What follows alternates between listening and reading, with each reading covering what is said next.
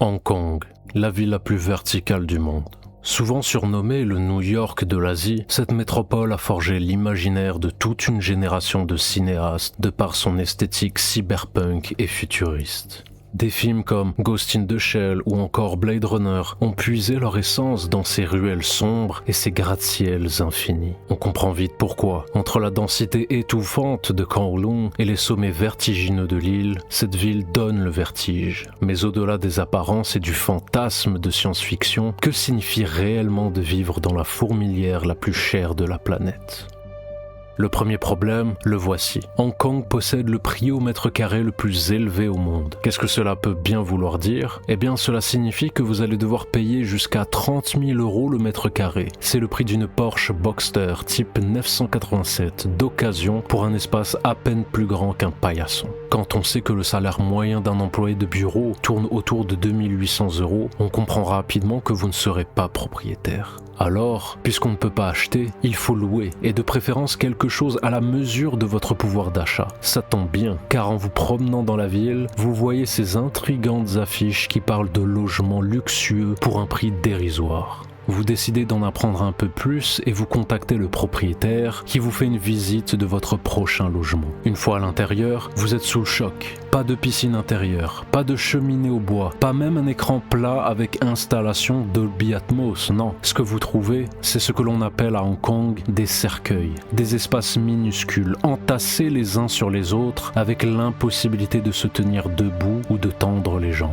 En ce qui concerne les toilettes et la cuisine, il y en a parfois juste une seule, et elles sont communes à tous les locataires, dont le nombre peut monter jusqu'à 100. 100 cercueils pour faire un cimetière. Les conditions de vie dans ces endroits sont dramatiques. Beaucoup ne s'y rendent que pour dormir. Le reste du temps, ils le passent dans des parcs ou des fast-foods. La cohabitation est difficile. Vols, disputes et parfois agressions. Le contexte favorise un climat de tension permanent où l'on ne se sent jamais vraiment chez soi et où l'on n'est jamais vraiment en sécurité. Souvent, les propriétaires ne s'occupent même pas de faire les rénovations, le nettoyage ou de prendre des mesures d'accommodement basiques. Ils sont au courant de la misère ambiante et la ville a choisi d'opter pour un libéralisme total. Ainsi, ceux qui essayent de s'en sortir se retrouvent souvent écrasés par un système prédateur qui les dévore jusqu'à leur dernier centime. Et pourtant, les gens qui y vivent sont loin d'être des parias. Ils ont des emplois, des familles, certains sont retraités, bref, ce sont des gens ordinaires. En réalité, beaucoup sont des travailleurs venant de Chine ou d'Asie du Sud-Est. Ils viennent à Hong Kong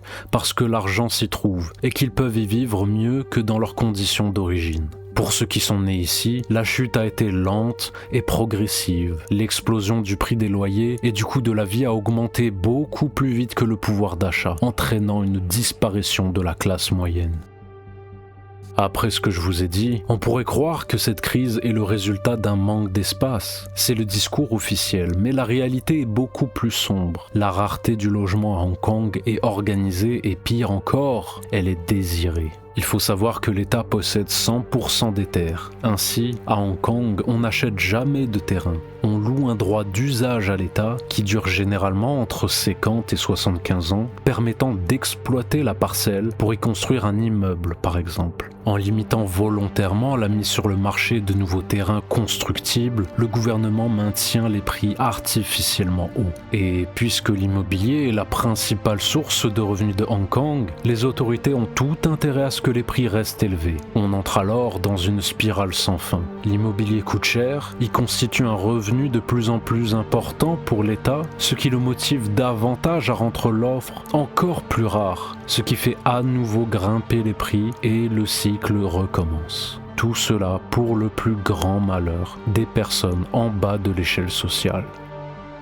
Alors voilà, cette vidéo est désormais terminée, j'espère qu'elle vous aura plu. Donnez-moi votre opinion sur la ville et la crise du logement qu'il y a actuellement là-bas. N'hésitez pas à vous abonner pour ne pas rater les prochaines vidéos de la chaîne. Je vous souhaite de passer une bonne journée. Allez, ciao!